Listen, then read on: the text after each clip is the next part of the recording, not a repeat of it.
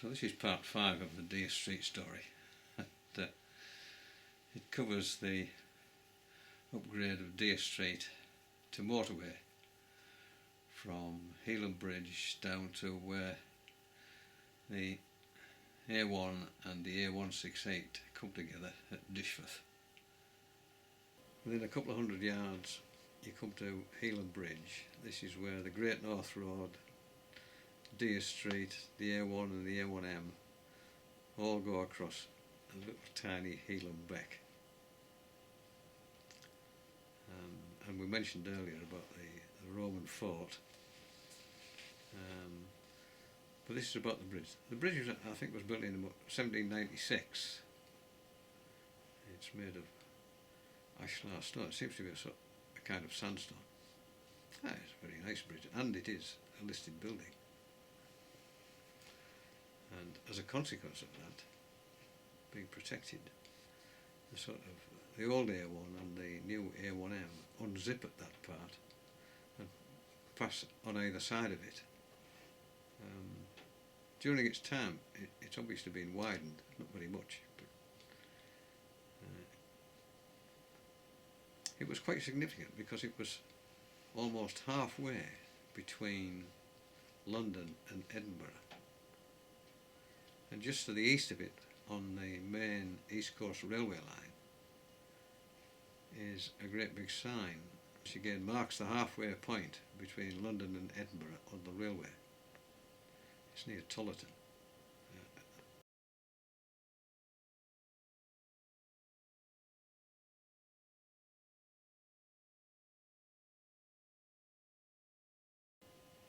Whether it's significant or not, but alongside the bridge on the west side, to the south, was a great big clock on like a metal gantry. There were 11 of these all over the country.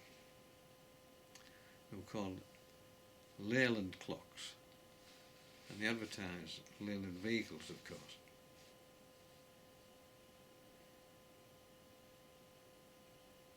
But in 1955, when the upgrade of the road to dual carriageway was being mooted, and obviously a new bridge was going to be built to the west of the old road bridge, this clock was taken away and re-erected at a place called Plawsworth in County Durham on the A167, where it stayed for a while, but eventually it was dismantled and sent back to Leyland, who had it reconditioned and boxed it up and shipped it out to Australia, where, to some Leyland main agent in Sydney. Whether it's still there or not, I have no idea. But one of these clocks, the one that stood at Shap on the A6 on the other side of the Pennines, it was reconditioned and is now in the Kendal Art Centre. I think it's in the yard there, so if you want to see a Leyland clock, then there is one there, and this is a photograph of it.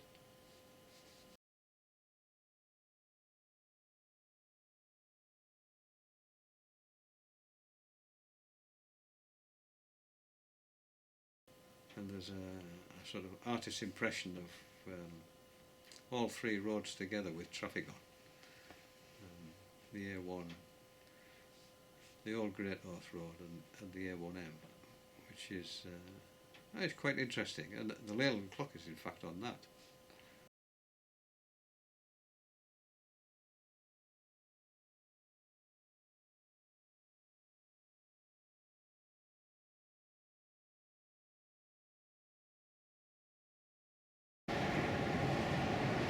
So this is Healam Bridge, which carried the Great North Road between Edinburgh and London. This is the last remnant of it.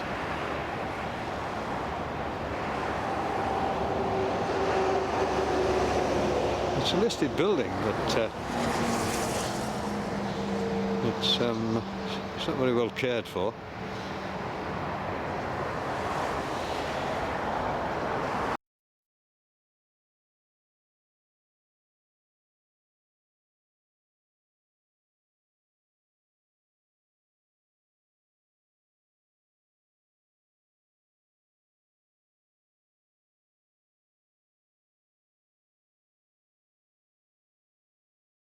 continuing down the road, the next place you come to is Roxby House, which stood on the eastern side of the road. On the old maps of 1856 it was called Little Union, and when its name was changed I don't know, but it stood there empty for donkey's years.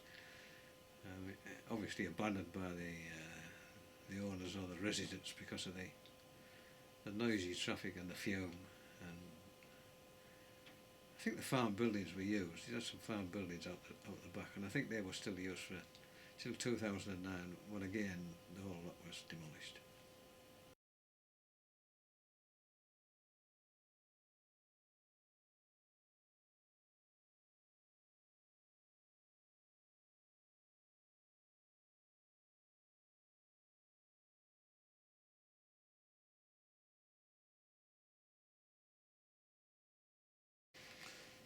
Just south of this, the Great North Road crossed the Sinderby Road and the main Harrogate to Tollerton railway line. And at that junction was Sinderby Station. It was quite a long way from the village. It opened in 1852 and closed in 1963. With a sort of revival of railways recently, particularly with road traffic into major towns, major cities becoming more and more desperate. There had been talk of reopening this railway line, but during the upgrade to the A1M, the bridge which ran under the A1 was filled in, and when the A1M was built they didn't even bother with the bridge, so it seems highly unlikely that the railway will ever open. And these are some photographs of Sinderby Station as it was and as it is now.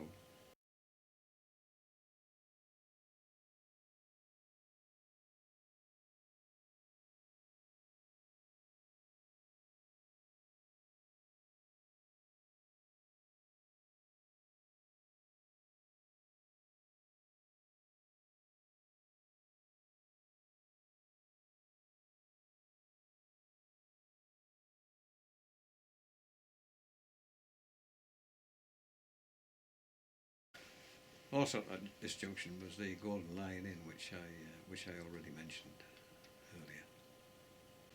Now just beyond them, on the western side of the A1, was, and indeed is,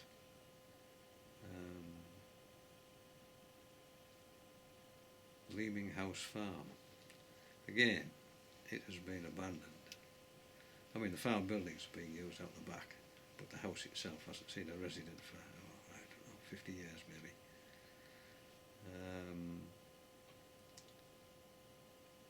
Because it's within, well, feet of the A1 dual carriageway as it was then.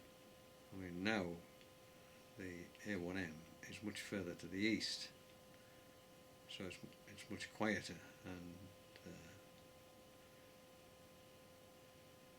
I understand that in 2015 there are plans to demolish the place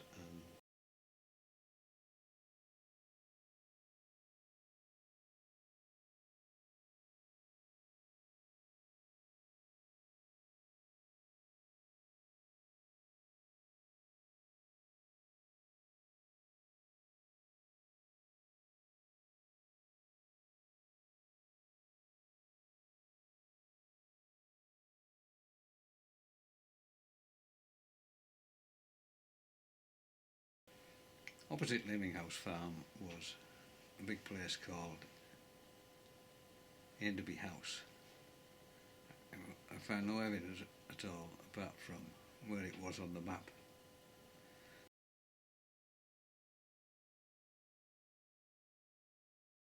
But at some time it was flattened and sold off, and services were built on the site.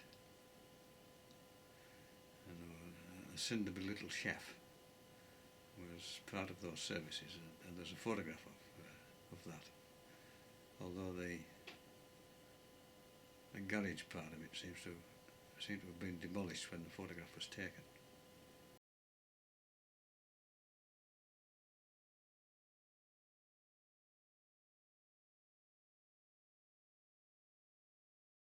And on the other side of the road was Middleham Quernhow Cafe and Caravan Park, which was still there until this year, 2015, when it has been closed. It was essentially a transport cafe, but whilst it had lots of parking outside, I think the cuisine, judging by comments made by lorry drivers, left a little to be desired, but there we are. But of course, once the A1M was built, it had no customers at all, and that was the end of it. What will happen to the site, I don't know.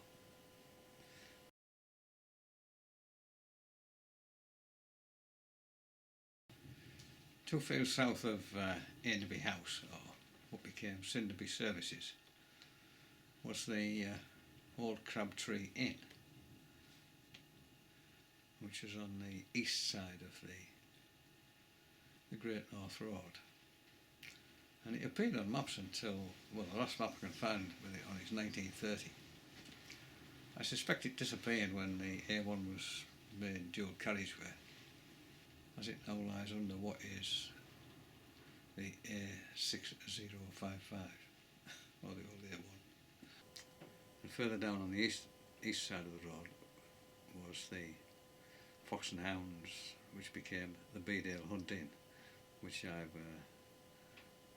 already mentioned the ignominious history of that particular site, although not the inn itself. Coming south from the Bedale Hunt Inn, as was, and you cross what was the Leeds Thirsk railway line, although there's very little evidence of it now. On the right hand side there's some buildings which in 1856 were York Gate Inn, but on the map of 1913 it's just marked as York Gate Farm. It's obviously been a huge property with, in fact I think it had 3 floors, but now it's just a decaying ruin. And these are some videos and photographs which I took in 2015. It is a listed building, but it's just beyond recovery now.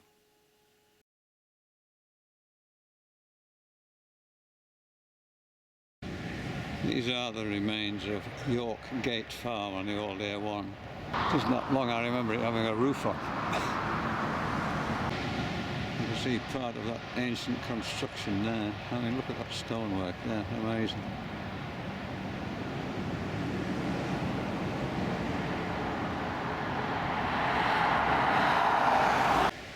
So these are the remains of York Gatehouse Farm. What a magnificent place it must have been in its time.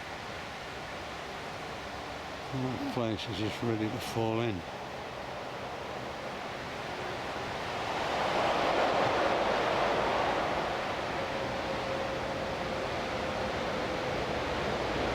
And this is the house from the south. 2015.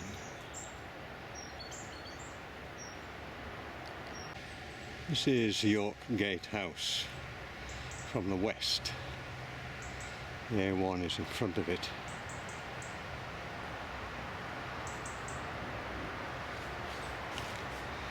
And you can see that many years ago the whole place has been buttressed.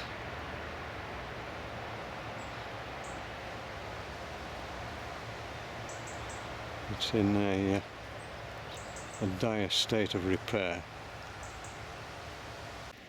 Really some nice dressed corner there on the original house, but the rest of it seems to have been made from rendered rubble, which is probably the worst of all constructions.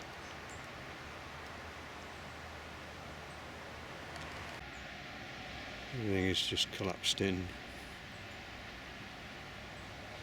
Anything of value was removed long ago. Lath and plaster walls, trees going right up through it. And this sort of rendered rubble walls.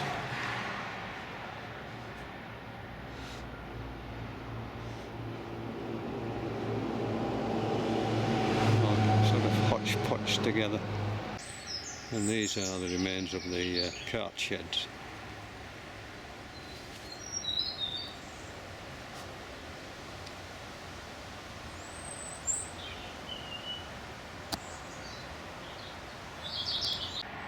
And this has obviously been a cow byre. The stalls are still here.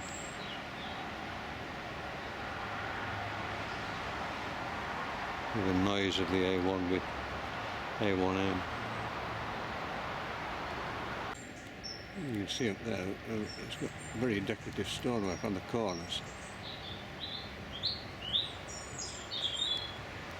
Underneath the render is this red sandstone, which is just and rubble from the rounded boulders from rivers, and you can see how the whole lot is just crumbled away. There on the wall you get a good idea of the rubble construction. You can see how these rounded boulders are all from rivers. And noisy traffic. And of course you need masses of lime mortar to hold them all together, and as the lime mortar decays then the structure becomes incredibly weak, and much of York Gate House, or York Gate Inn as it used to be many years ago, is made of this.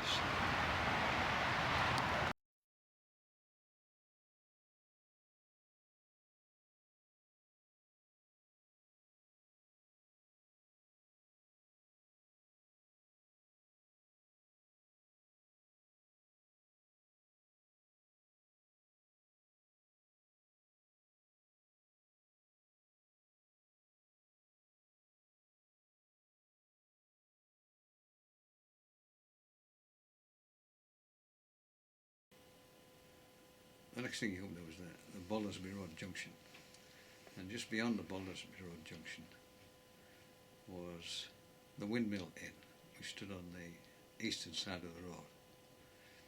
And, as I mentioned earlier, it's obviously been closed and knocked into two cottages called the Windmill Cottages. But also on that side of the road were the Rainton services south, and it too had a little chef.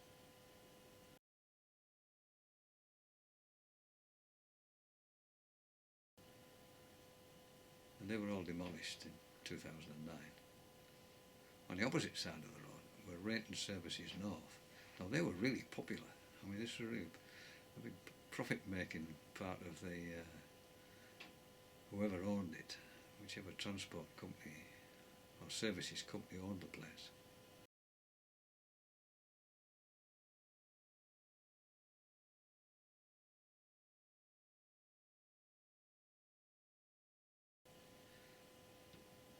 It closed in 2009, but it was there for a long, long time afterwards, gradually being pulled apart by vandals and all in sundry. And in 2015 it was flattened, and it would seem that a new building is going up on the site. I don't know what it is, but it's quite high up on the western side of the A1M.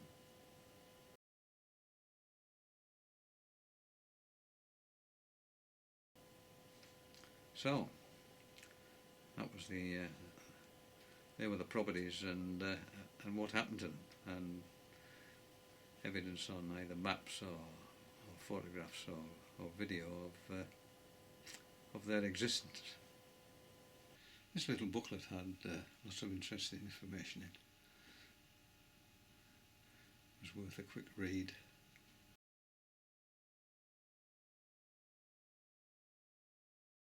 The following are just views of the upgrade from A1 to A1M, and you can see here changes to the intersections which were taking place between 2009 and 2012.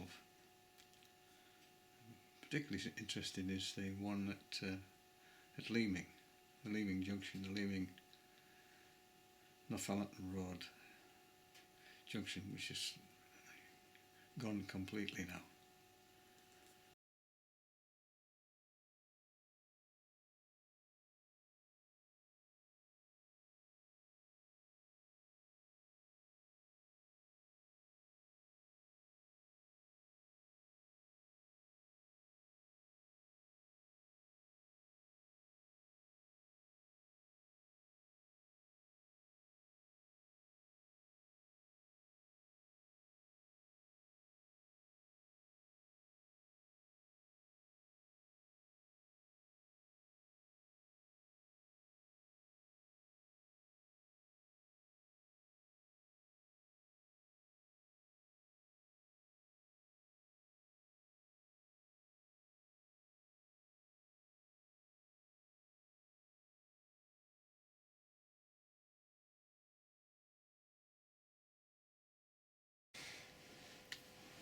So this last little bit of video was taken from Sinderby Bridge, the bridge that leads into Leaming Air Base, looking down on Theakston Grange and looking north. So there we are, this is Dere Street 2015. This is looking north from the Sinderby Bridge.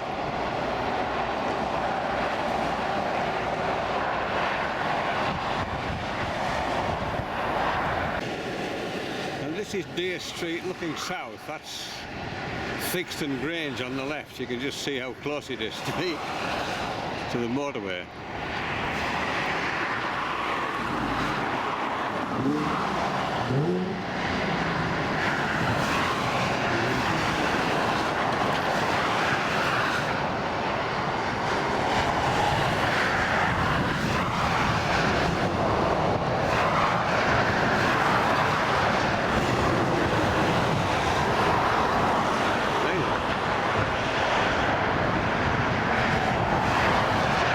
So there we are, Dere Street from Neolithic times through to 2015 in the A1M. In 100 years' time, who knows?